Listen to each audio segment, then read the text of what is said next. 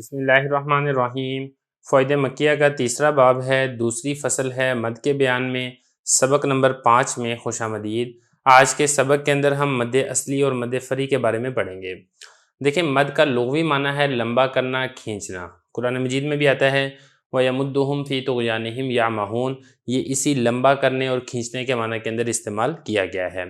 اسی طریقے سے جو اس کی اصطلاحی تعریف ہے وہ یہ ہے، حرف مدہ پر آواز کو لمبا کرنا، یعنی اطالۃ الصوت علی حرف مد، مد والے حرف کے اوپر آواز کو لمبا کرنا، یہ مد کہلاتا ہے۔ عبارت دیکھ لیں، حضرت فرما رہے ہیں کہ مد کی دو قسمیں ہیں، اصلی اور فری۔ دیکھیں، حضرت نے مد اصلی کی تعریف نہیں کی ہے، لیکن میں یہاں پہ ضروری سمجھتا ہوں کہ مد اصلی کی تعریف بھی کر دی جائے۔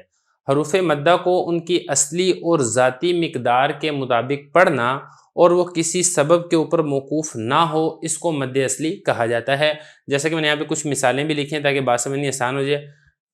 قال، کان، کونو، غیظ، قیل، ایک الف کے برابر اس کو لمبا کیا جائے گا۔ مد اصلی کو مد ذاتی اور مد طبعی بھی کہا جاتا ہے۔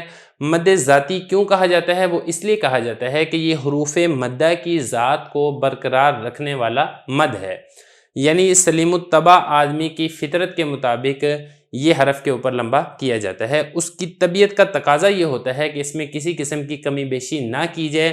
اگر آپ اس کو ایک الف کے برابر لمبا نہیں کریں گے تو پھر اس کی ذات برقرار نہیں رہے گی۔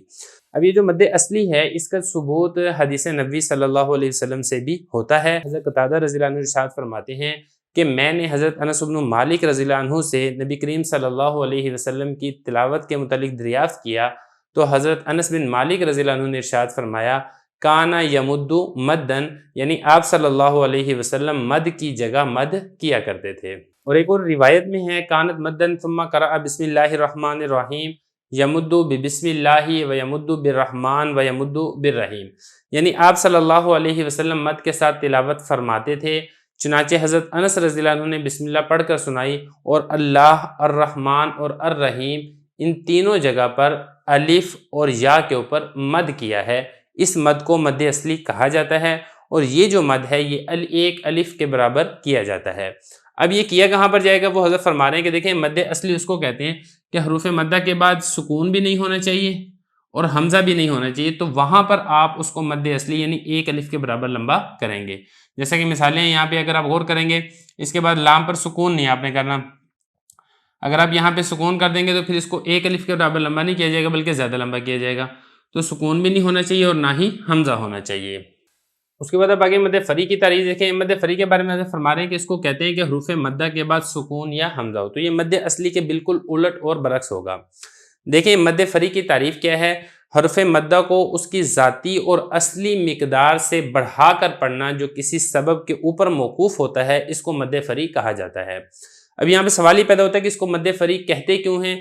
دیکھیں، اس کو مد فری اس لیے کہتے ہیں کہ جو فری ہے یہ فرع سے ہے، اور فرع کا مطلب ہوتا ہے شاخ، اور یہ مد اصلی پر زائد مقدار کا نام ہے۔ جیسے جڑ اصل ہوتی ہے اور جو شاخیں ہیں وہ زائد ہوتی ہیں، جس طریقے سے کوئی بھی درخت جڑوں کے بغیر اس کا وجود نہیں ہوتا ہے۔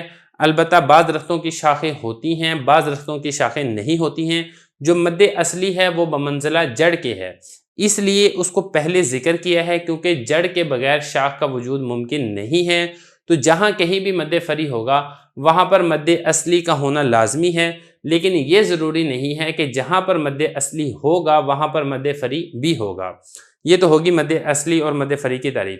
دیکھیں، مد فری کی ایک توجیہ اور بھی آپ سمجھ لیں کہ اس مد کی جو توجیہ ذکر کی جاتی ہے وہ یہ ہے کہ حرف مدہ آنے کے بعد جب سکون آپ کرتے ہیں تو سکون ہونے کی وجہ سے دو ساکنوں کا اجتماع ہو جاتا ہے، اور اسی طریقے سے حرف مدہ کے بعد جب حمزہ آ جاتا ہے تو جو حرف مدہ ضعیف اور حمزہ قوی، ان دونوں کا اجتماع ہو جاتا ہے جو کہ پڑھنے میں ثقیل ہوتا ہے۔